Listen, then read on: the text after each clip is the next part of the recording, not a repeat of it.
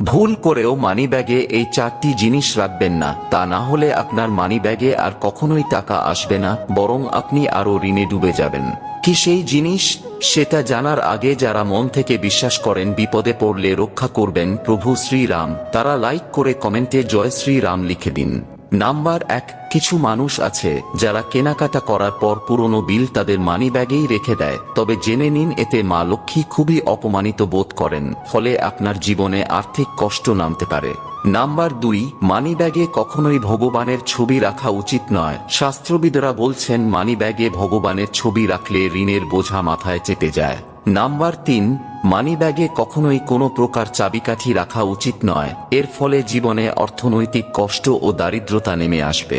এবং নাম্বার 4, মানিব্যাগে ভুলেও কখনো আপনার স্বর্গীয় আত্মীয় স্বজনদের ছবি রাখবেন না, কারণ বাস্তুশাস্ত্র মতে এই কাজ খুবই অশুভ বলে মনে করা হয়।